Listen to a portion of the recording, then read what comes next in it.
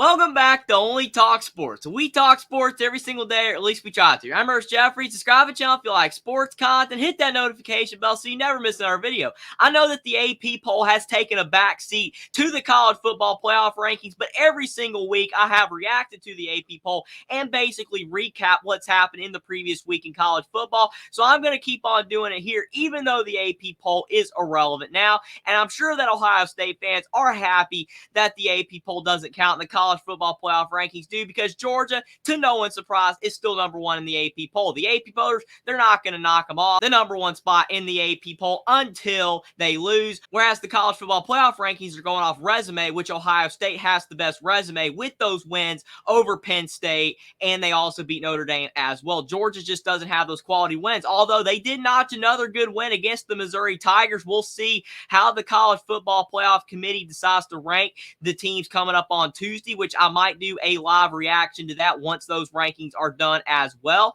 But still, Georgia is the number one team in the AP poll, and that's not going to change until they lose. Michigan's number two. They blew out Purdue. They're number three in the CFB rankings. That's probably not going to change. Michigan's been taking care of business, but they got their first big test at Penn State coming up next week, and we're going to find out if the Wolverines are for real when they do play the Nittany Lions on the road. Ohio State's number three. They're number one in the CFP rankings, but still number three in the AP. They beat Rutgers on the road, even though they were losing at half, but the Buckeyes have looked pretty solid all season long, even though they did almost lose to Notre Dame. Besides that game, they've been fairly dominant in all their other wins, and clearly Georgia, Michigan, and Ohio State are the top three teams in college football right now, whether you're looking at the AP poll or the CFP rankings. And Florida State's number four, and the number four in the CFP rankings. They beat Pitt on the road. I think a lot of people believe that Florida State is a step below the top three teams, and I agree. They haven't been as dominant as the top three teams in college football. But as long as Florida State keeps winning, they will make the college football playoff. Then you look at number five. The Washington Huskies got a big win at USC. Some people thought they would drop that game, but Washington's defense stopped Caleb Williams when they needed to, whereas USC's defense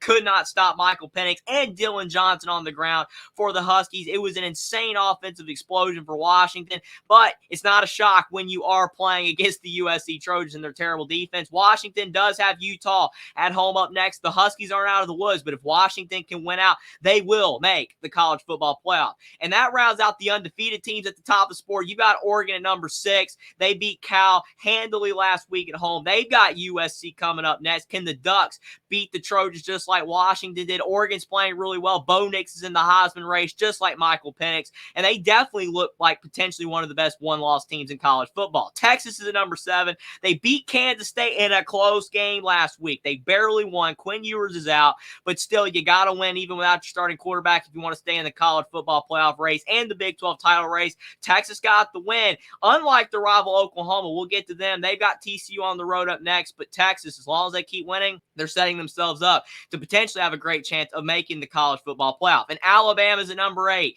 And I would argue that these teams right here in the top eight all control their own destinies. You win out, I think you're in the college football playoff. Alabama beats LSU. They've got Kentucky on the road up next. If Alabama wins out, they will make the college football playoff. It will be tough because they got Kentucky on the road, Auburn on the road, and then they're going to have to play Georgia in the SEC title game. It's not going to be easy, but Alabama's the talent. Jalen Milroe's playing a lot better, and the Crimson Tide are peaking at the right time. Nick Saban's completely turned this team around from when they were playing the Texas Longhorns. They're using Milroe the right way, and I do think that Alabama is definitely in the hunt. It's going to be interesting to see what happens down the stretch of the season. Then you got Penn State at number nine. I don't think Penn State controls their own destiny for the playoff, but if they do beat Michigan coming up this week in college football, then that will propel them up in the rankings, and that would allow them to have a shot to make the college football playoff. But it's not a guarantee they'll make the Big Ten title game, because if Ohio State wins out, that would prevent Penn State from getting in, because Penn State has lost to Ohio State. And with one loss but no conference championship game, it might be enough to keep the Nittany Lions out. But if things break their way, Penn State still has a shot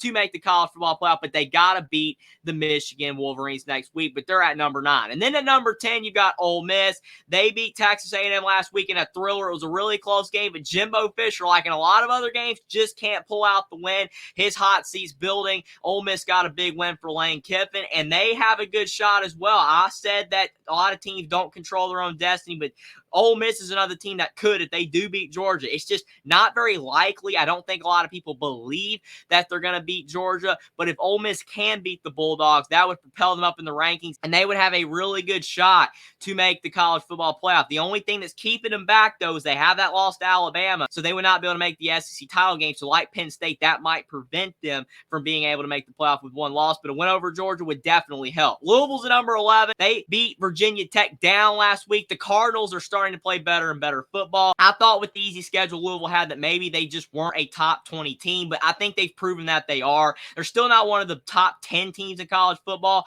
but Louisville is playing good offense. They have a pretty solid defense. They took care of business against Virginia Tech, and they look a lot better than they did at the beginning of the season. They have Virginia up next. Can't overlook anybody, but Louisville, they have a shot to make the ACC title game if they win out, and if they beat Florida State in the ACC title game, I don't know where Louisville's going to end up in the rankings, but things could get dicey, and it would give Louisville a legitimate shot to get a really good New Year's Six bowl game and possibly a playoff berth if a lot of things break their way, which is not something most people thought in Jeff Brohm's first season. So kudos to the Louisville Cardinals for having a great year. Oregon State's at number 12, and this is when you get to teams that can't make the playoff. They have 2 losses. Oregon State did beat Colorado on the road last week. It was a tight game, but credit to the Beavers for still playing hard despite being eliminated from the playoff. They got Stanford up next. They should win that game and stay in the top 25. Utah's at number 13. They beat Arizona State at home this week. That was a really good win for the Utes, who've been struggling on offense all season, but playing Arizona State can help you on that side of the ball. Their defense is abysmal. They've got Washington up next on the road. Utah is probably going to have a hard time beating Washington, especially since Utah's offense isn't there, but if their defense can slow down Penix, you never know.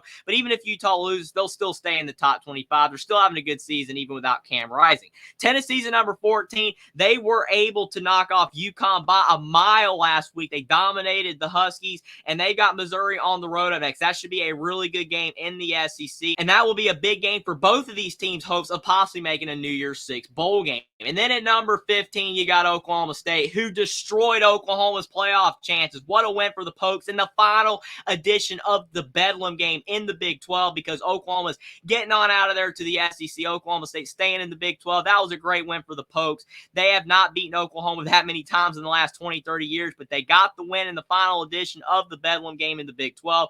And what a turnaround by Mike Gundy's team after losing to South Alabama 33-7, and now they're 7-2, ranked at number 15 in the AP poll, at least in college football. We'll see where they're at in the CFP rankings. I know that a lot of people only care about the playoff, but teams like this and storylines like this make college football so great. You look like you were left for dead, and now Oklahoma State has turned out to be a really good football team this year. Missouri's at number 16, and even though they lost to the Georgia Bulldogs, I don't even think they should have dropped any spots in the AP poll. We'll see if the college football playoff rankings drop them any. I don't really think they should. They're 7-2, and they're having a really good year per Missouri standards, and what a lot of people thought Eli Drinkwit's ceiling was at Missouri. Most people thought he could only get them to a 6-6 or 7-5 year, but they're having a great season, and it's tough that they lost to Georgia, but they were competitive with them all game in Athens, so that was a great performance. They do have Tennessee up next, so they have to play hard, cannot start slipping or people will stop believing in them, but even with a loss to Tennessee, they would stay ranked, and most people would think they're still having a really good year, but a win over Tennessee would definitely help them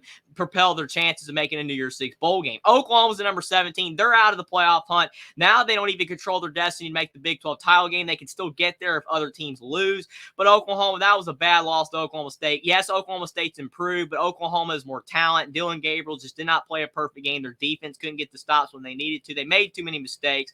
That was a tough loss for the Sooners. They're a good team, and they're having a way better year than they did in Brent Venables' first season as head coach. But still, it's a tough pill to swallow to be eliminated from the college football playoff, possibly the Big 12 title game, and to lose to your arch rival in the final edition of the rivalry that's going to be played annually. All around, that is a bad blow for Oklahoma fans. LSU's at number 18, and yes, they have 3 losses, but I think they should still be ranked as high in college football because they have a really good team. They have a tough schedule. Losing to Florida State, Alabama, and Ole Miss are not bad losses. They do have a big win over Missouri as well. They're a talented team, and Jayden Daniels had a really good game against Alabama, but he got banged up in the fourth quarter. Even if he didn't get injured, he probably still would not have been able to lead LSU to victory over the Crimson Tide. Alabama was starting to turn the tide in that game, but LSU deserves to be ranked, and they do have a game against Florida up next. They need to win that game, or they could fall out of the top 25 in the AP and in the CFB rankings. Kansas is at number 19, and they got a good win at Iowa State last week. That's a game that probably fell under the radar.